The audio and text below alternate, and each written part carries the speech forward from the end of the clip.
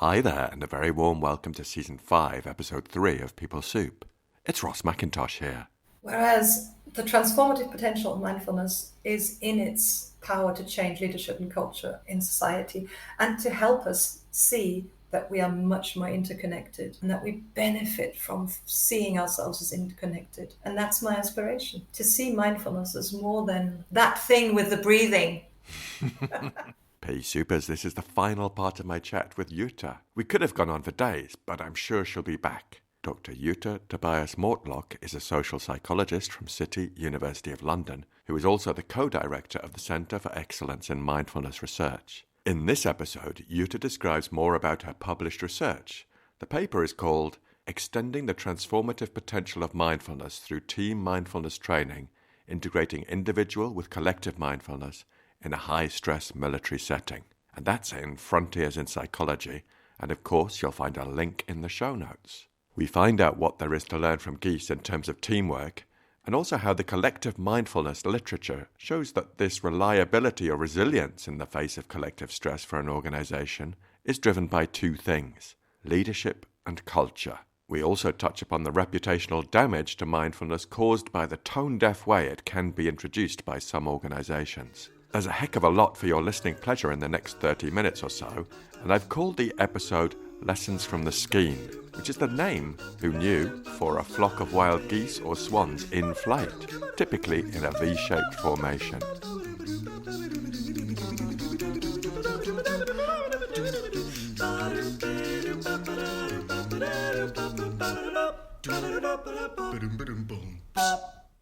People Soup is an award-winning podcast where we share evidence-based behavioural science in a way that's practical, accessible, and fun to help you glow to work a bit more often.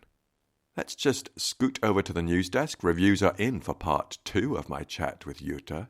On LinkedIn, Clive Carey, a business psychologist, said, "What a great listen, Jutta and Ross. Resonated strongly with me, especially the part about mindfulness helping with personal healing. I'm recording a podcast next Friday and may well be referencing you two. Thanks for helping to make my morning." Well, thanks so much to you, Clive. I'm so pleased you found it interesting and useful. And thanks to everyone who listened, rated, shared, and reviewed the episode. It's really very much appreciated. But for now, get a brew on and have a listen to part 3 of my chat with Jutta.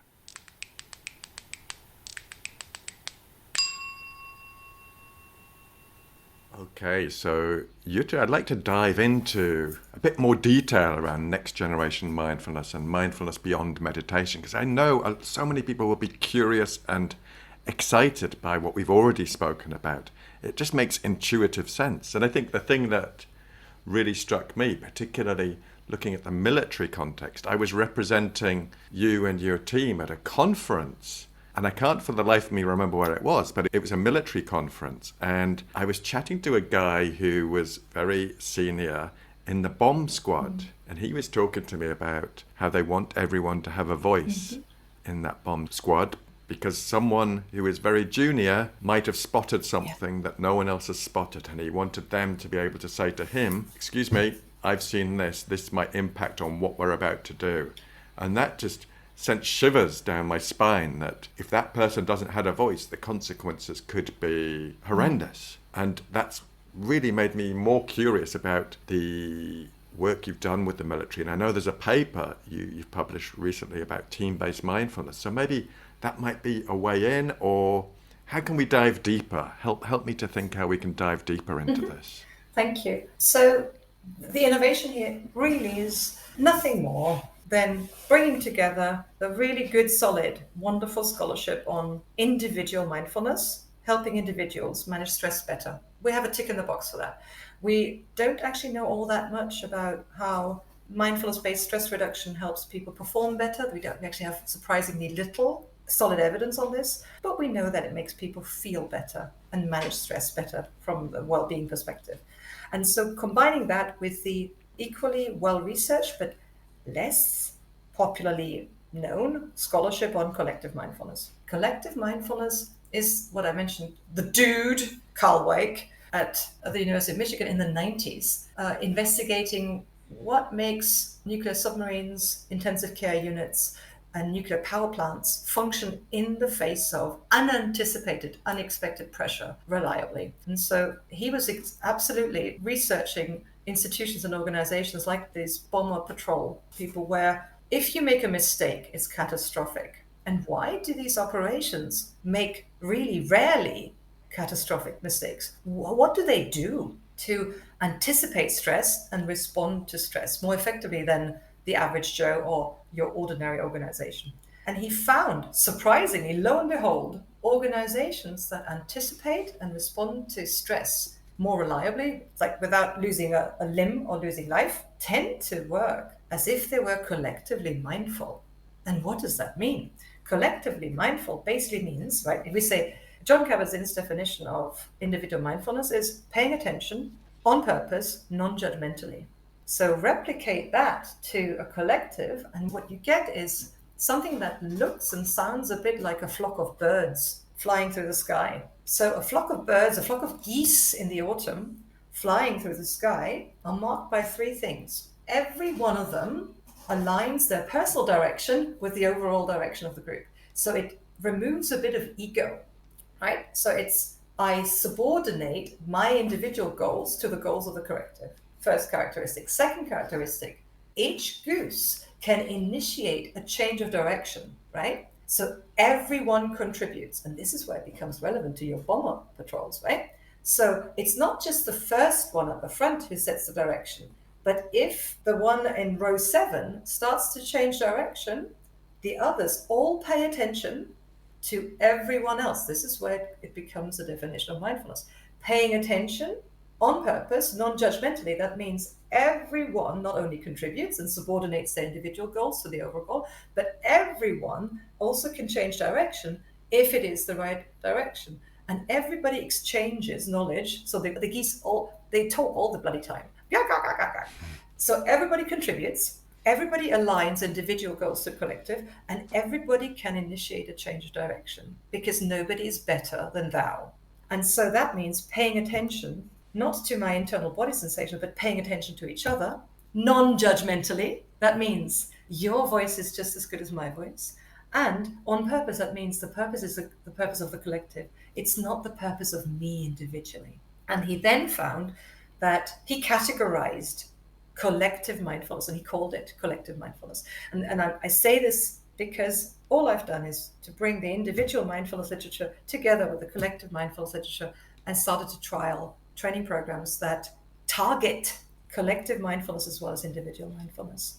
And this targeting collective mindfulness is all about training groups of people to become committed to anticipate problems as a collective and to become committed to work together to learn how to respond to problems or stress collectively. So it's these two big categories of facts. And if you remember what we said earlier, anticipating unexpected problems becomes much easier and flows much better when we become a really good psychologically safe team. And so this is why investing in talking, getting everybody to speak on a routine basis so that when the stuff hits the fan, everybody does speak up. So people's vocal cords are oiled during normal operations so that when it really matters and when they say something, I think we're going in the wrong direction, sir or boss, they are actually trained, they're practiced to speak up.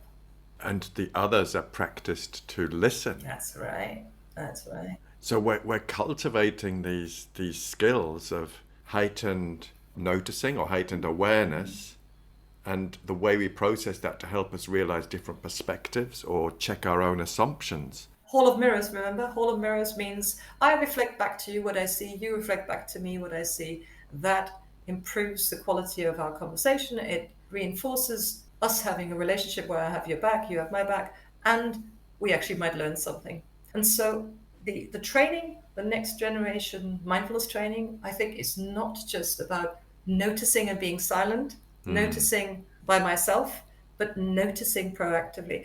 And you cannot do this if you don't have a high quality relationship. You know, I can't just blurb out that I think you're doing this incorrectly, Ross. You will never listen to me if you have not got ample practice. This is why it's a practice, mindfulness.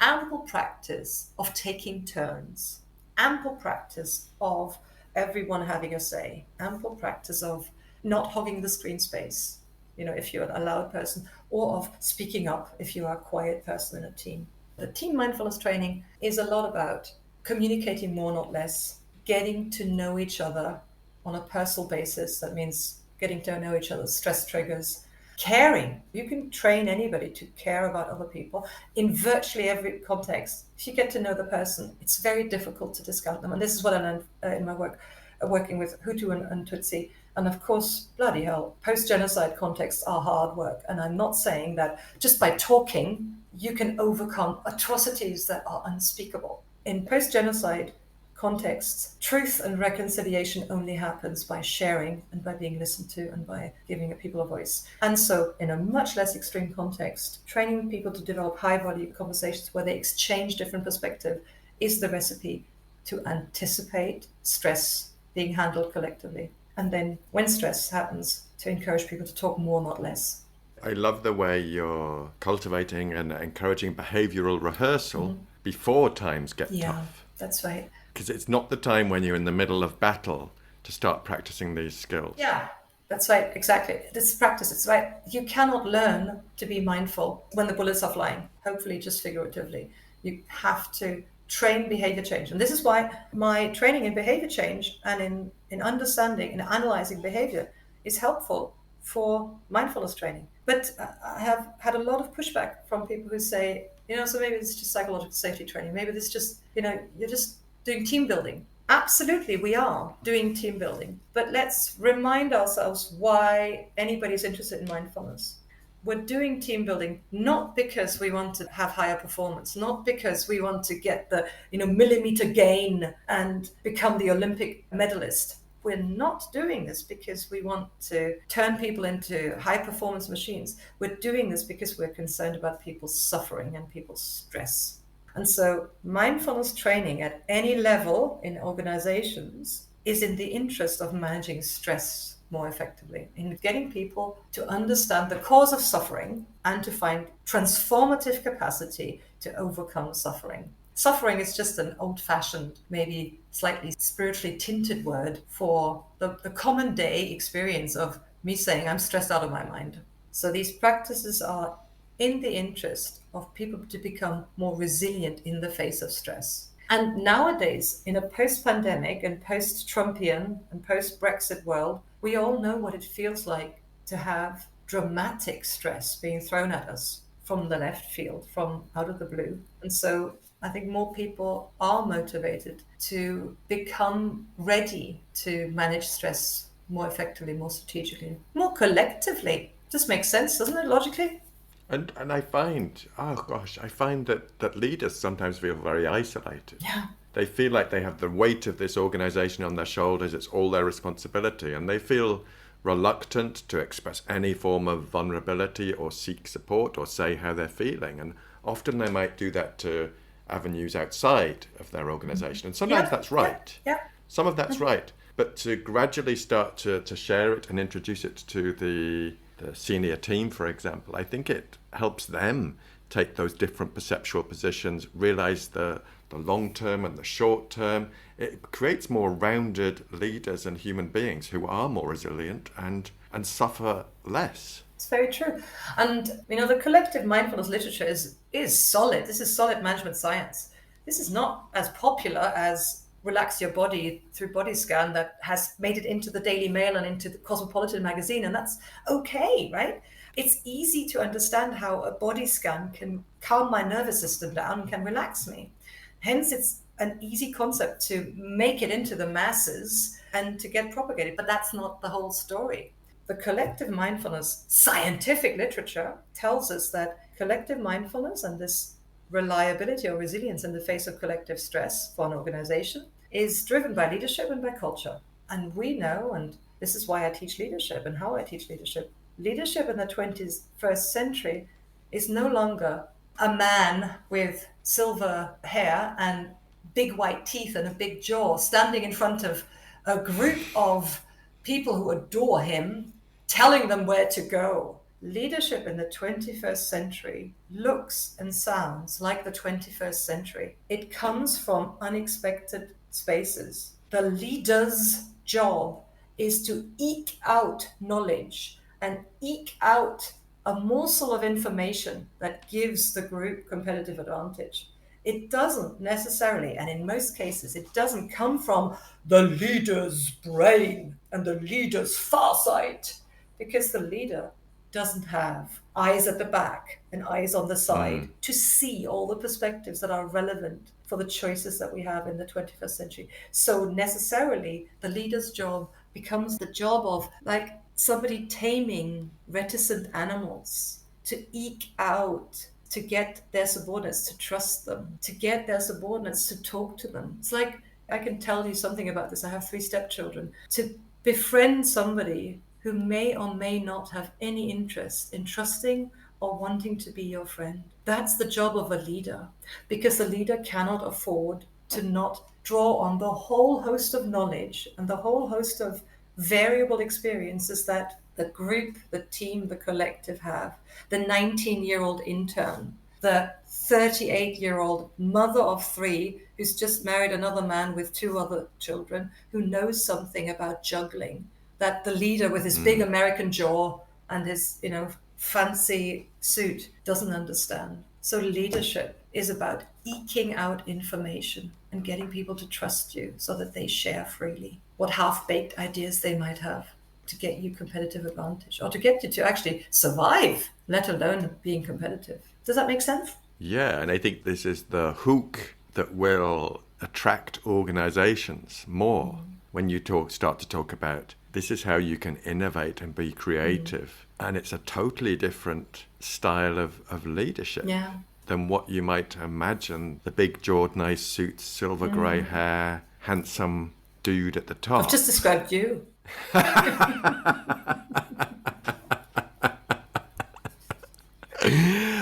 Hilarious. He thinks I'm joking. Yes. But there's a word that's kind of new to my vocabulary. Heedful. It's funny, isn't it? Isn't that an interesting word? Because if a leader can be heedful and co-create those conditions with the people they work with, where people can go, hey, what if? Or what about? Or I don't understand. Or I'm nervous about this. I think we've lost track. Or you seem to be blind to this. Maybe not using language as direct as that, but hopefully maybe yes. I think in safer environments, we don't need to frame things with 1 million frames anymore, where the key message gets lost by the time you've presented it, because you've put this golden rococo frame around it that people are focusing on the frame and not the content of the message. We're back to it ain't what you do, it's the way that you do it. I think that's another thing that I'm becoming increasingly excited about. It's interdependence theory, and this is just a scientific, like academic. My husband always says, well, that's just academic. So academic is useful, but only to a certain extent. But here it is useful. Interdependence theory says we are much more interdependent than we think. Buddhist contemplative traditions are arguing that our illusion of independence is a big cause of our suffering. And so we were talking about leadership and culture driving collective mindfulness. And so if you think about the leader of collectively mindful organizations, that's a little bit like that a goose in that flock of geese, where my own direction is just one version of directions that we can go to. I align my individual goals with the goals of the collective. I allow others to contribute. I exchange ideas with all sorts of individuals in the organization. And that's a different style of leadership. It's less ego-driven, but much more relaxing, because it's not, the weight on my shoulders is much less. My job is to coordinate and to bring out knowledge. And that's what brings me to the second topic that drives collective mindfulness, culture. So leadership is only there because leadership is about shaping a new direction, is going into an area there that we haven't kind of gone into. Otherwise it would be management, managing resources, managing people, managing finances. That's what a manager does. A leader shapes a new path and creates a new culture, creates a new normal. And culture is all about the way we do things around here, consciously or unconsciously. And what we want to do is people develop unconscious automatic habits of listening, of contributing, of aligning their own direction with the collective direction, because overall that's what makes the organization more resilient and more reliable. And so that then it becomes the culture driving behavior, as opposed to a leader having to stand in the front and beating people over the head and saying, this is what you should do. Listen to each other. BS, listen to each other. You can't tell people to listen to each other. You can just get people to practice speaking in turns and taking turns to speak and to listen. And that's why mindfulness, and I come back to Ravi Kadesia's brilliant point, mindfulness in organizations is a metacognitive practice. It's like, this is where the muscle goes. The practice of doing things mindfully.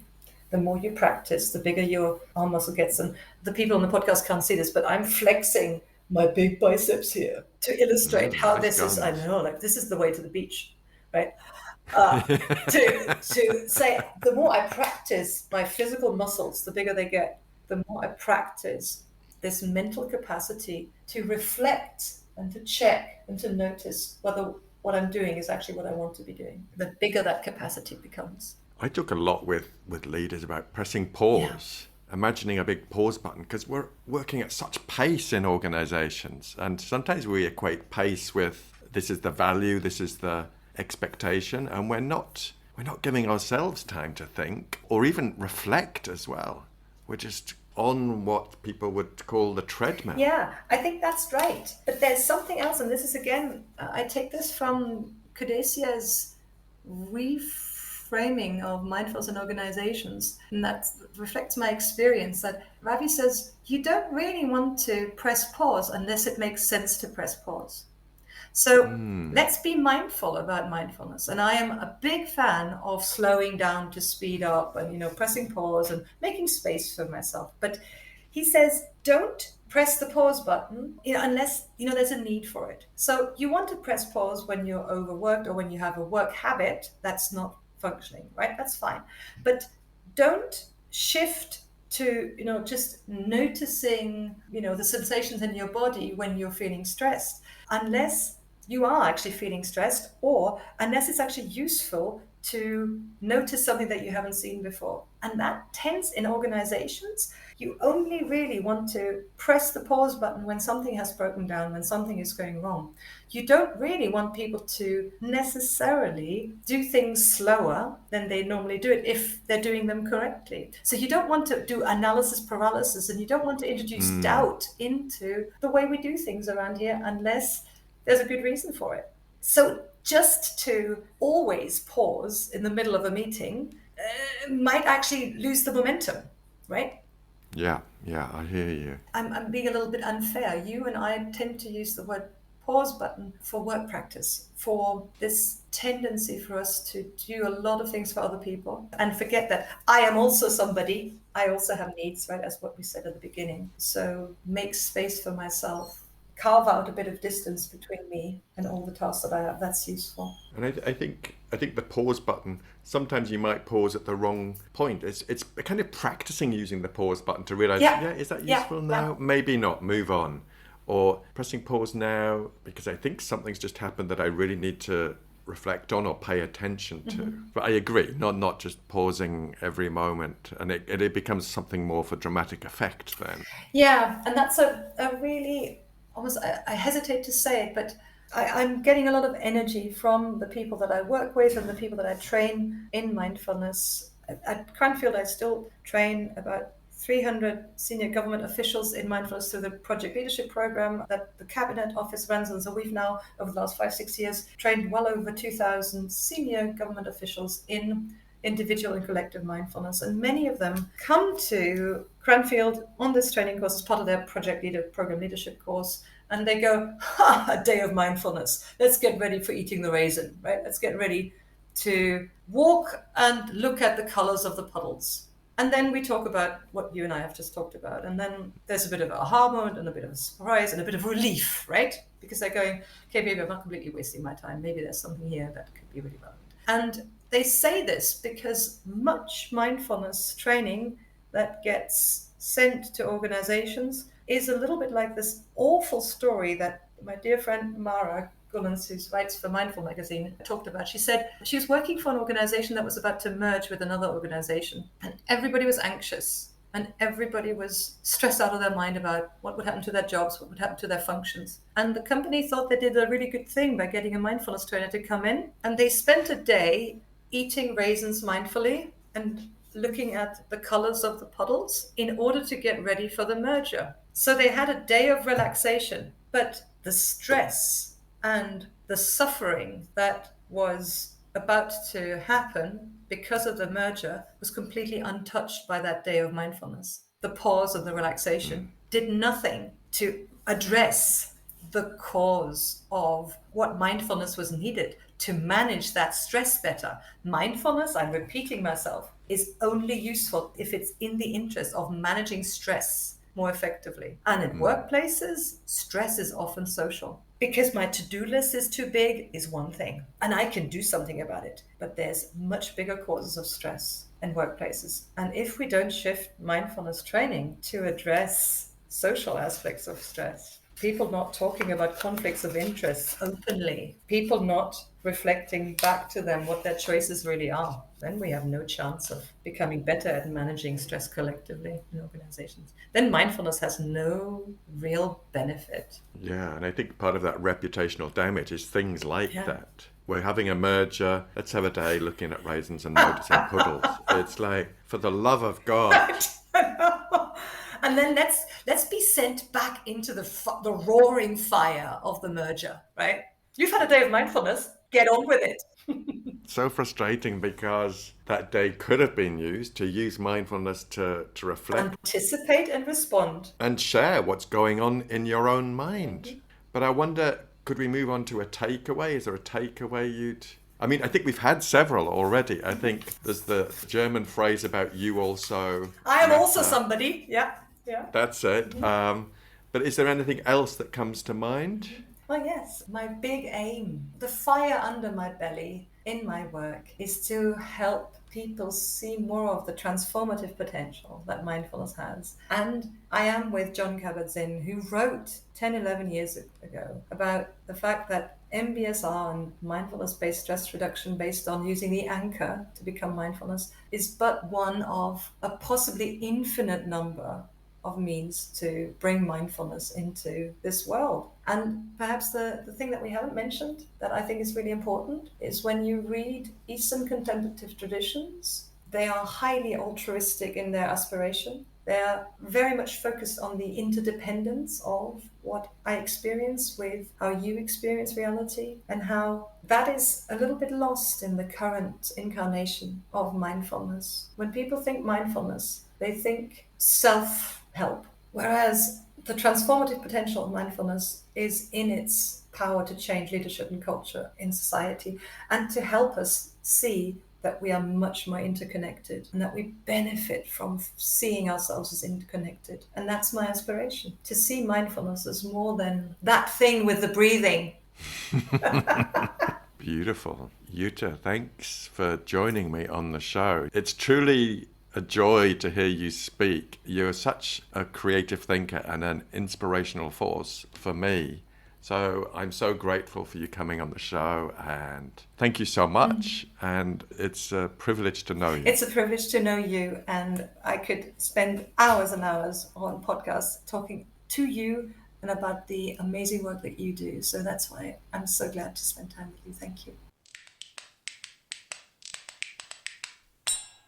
That's it, Pea Supers, the third and final part in the bag. Thanks so much to Jutta for coming on the show and for being such a fascinating and inspirational guest. If you like this episode or the podcast, please could you do 3 things. Number 1, share it with one other person. Number 2, subscribe and give us a 5-star review, whatever platform you're on. And number 3, share the heck out of it on the socials. This will help us reach more people with stuff that could be useful. Next week, I've got a fresh treat for you. It's part 1 of my chat with Mike Jones, the founder of Better Happy. I love to hear from you, and you can get in touch at peoplesoup.pod@gmail.com. On Twitter, you'll find us at peoplesouppod, on Instagram at people.soup, and on Facebook at peoplesouppod. Thanks to Andy Glenn for his spoon magic and Alex Engelberg for his vocals. Most of all, dear listener, thanks to you. Look after yourselves, Pea Supers, and bye for now. park behind our new house. The informal name for it is the Parque de los Patos, the duck park. Isn't that interesting? But there's also geese there. And they quite often just fly over us in the V formation, making such chatting noises. It's like, lads and lasses, will you pipe down a bit? But it's because they're constantly exchanging information. They're constantly chatting. Hey, what's going on here?